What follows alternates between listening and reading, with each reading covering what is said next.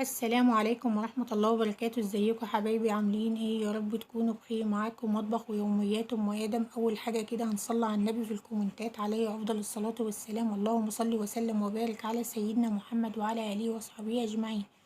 يلا بقى، عملنا لكم احلى شوية كشري مصري بطريقة سهلة جدا وبسيطة. عملنا الصلصة القمر دي كل تكاته وحركاته، هندخل الفيديو وهنشوف عملنا كل حاجة ازاي. جربوه بس بنفس الطريقة دي فضلا وليس امر. ما تنسوش اللايك والاشتراك في القناة وتدوسوا على كلمة الكل عشان يوصلكوا كل جديد. طبعا طعمه جميل جدا، كل حاجة مظبوطة. الكشري الحلة الواحدة، عملنا كل حاجة في حلة واحدة زي ما انتوا شايفين كده. كل حاجة هتشوفوها في الفيديو دلوقتي.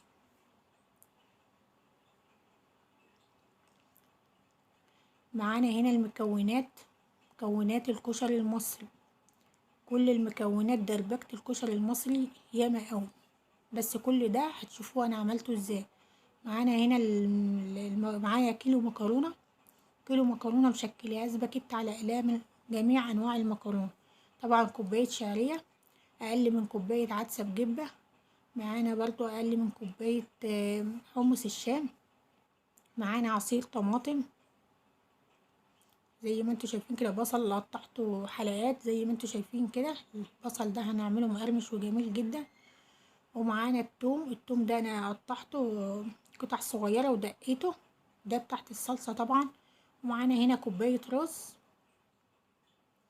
زي ما انتوا شايفين المكونات كشري المصري. يلا بقى هنبدأ. بسم الله الرحمن الرحيم. اول حاجة معانا ضفت على التوم اللي انا دقاه في الحلة ده، حطيته على النار، بضيف عليه شوية زيت.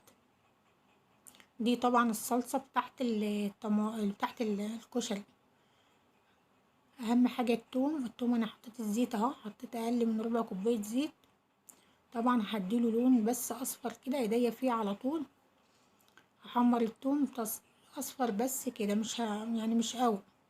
وبعد كده ضفت عليه عصير الطماطم. معانا كيلو طماطم كده، عملته في الخلاط عصير طماطم. طبعا ضفت عليه التوابل اللي هي الكمون، الكزبرة الناشفة، الملح، الورق لورا. هتضيف عليه التوابل الموجودة عندك في البيت.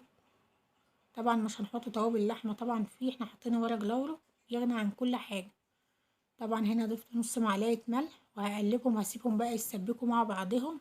طبعا ابتدوا يغلوا هنا، هسيبهم بقى يتسبكوا كده. خلاص تعالوا بقى هنعمل معاكم الرز. بقى اول حاجة حطيت شوية زيت في الحلة يسخنوا، وضفت عليهم نص كوباية رز عشان احمرها اديلها لون كده.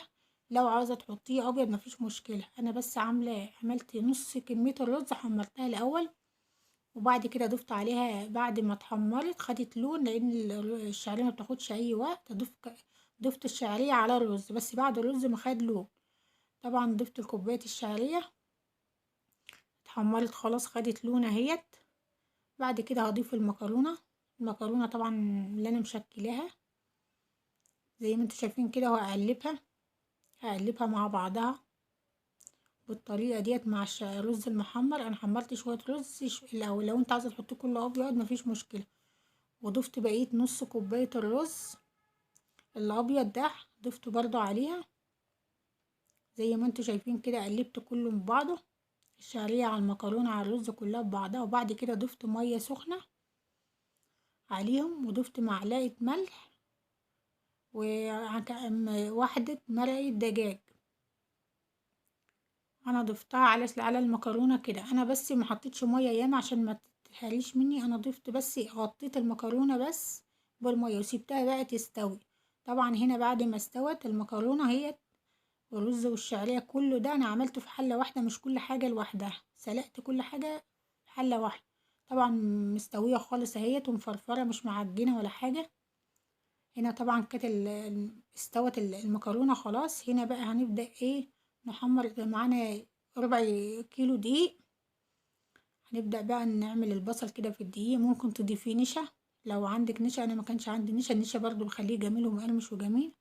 انا طبعا حطيت البصل في الدقيق كده، وبعد كده بنفضه من الدقيق زي ما انتوا شايفين كده. بعمل الكمية كلها، كمية البصل كلها بالطريقة دي. بقلبها في الدقيق، وبعد كده بنفضه من الدقيق خالص قبل ما احطه في الزيت. زي ما انتوا شايفين كده عملناه كده، لازم ننفضه من الدقيق، لان الدقيق لو اتحط في الزيت الزيت هيتحرق بسرعة. طبعا هنا بضيف زيت، لازم نحط زيت بزيادة للبصل. لازم قبل ما احط البصل يكون سخن، زي ما انتوا شايفين كده الزيت سخن خالص، وبعد كده ايديا فيه على طول بقلب فيه عشان ما يتحرقش، وموطيه عليه النار عشان يقرمش. طبعا البصل طلع مقرمش وجميل جدا. شوية الدقيق او النشا بيخلي البصل يقرمش، يخليه ينشف كده وما يشربش زيت ياما. هنا طبعا ابتدى ياخد لون، ايديا فيه على طول عشان ما يتحرقش، تبقى ناحية استوت وناحية ما استوتش وما اتحمرتش. طبعا خد اللون الذهبي الجميل، انا عاوزاه ياخد اللون ده. طبعا هنا بطلعه على ورقة او مناديل مطبخ الموجود عندك اعمليه. وبعمل البصل برضو بنفس الطريقة دي، فضلا وليس امر. لو وصلت لحد هنا ما تنسيش اللايك والاشتراك في القناة ومشاهدة الفيديو، لازم تشاهد الفيديو حتى لو 3 دقايق، عشان تعليق او لايك من غير مشاهدة الفيديو ملوش اي لازمة. طبعا المكونات هنا زي ما انتوا شايفين، هنا دقيت كام فص توم، دقيته كده في الحلة، ومعانا كوباية خل، ومعانا نص كوب ليمون او نص كوباية ليمون عصراه. وهنا طبعا الشطة، هضيف معلقتين شطة على التوم المدقوق، انا دقيت التوم ما قطعتوش. هنا زي ما انتوا شايفين كده ضفت معلقتين شطة. هنا هضيف الخل على الشطة، وبضيف الليمون كمان زي ما انتوا شايفين كده. اول حاجة ضفت على التوم الشطة، وبعد كده كوباية خل، وبعد كده الليمون، وهنقلبهم في بعض، هنقلبهم عشان الشطة تدوب. هنا ضفت كمان نص كوباية مية زي ما انتوا شايفين كده وبقلبهم. طبعا ضفت كمان نص معلقة شطة. الشطة دي على حسب ما انت عاوزة تعمليها، زي ما انت حابة تزودي تقللي، زي ما انت حابة تعملي الشطة هتعملي. طبعا ضفت المكونات دي كلها.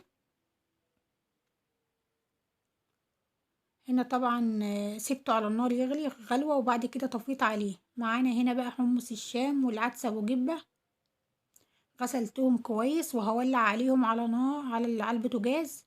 هنا طبعا كان العدس بيستوي، وطبعا انا عملت العدس لوحده والحمص الشام لوحده، لان حمص الشام بياخد سوا اكتر. وهنا بألف هنا وشفا على قلبكم. وما تنسوش اللايك والاشتراك في مطبخ ويوميات ام ادم، والمشاهدة حتى لو 3 دقايق. طبعا كشري جميل وطريقة سهلة جدا وبسيطة، وكله في حلة واحدة. وهنا السلام عليكم ورحمة الله وبركاته. اشوفكم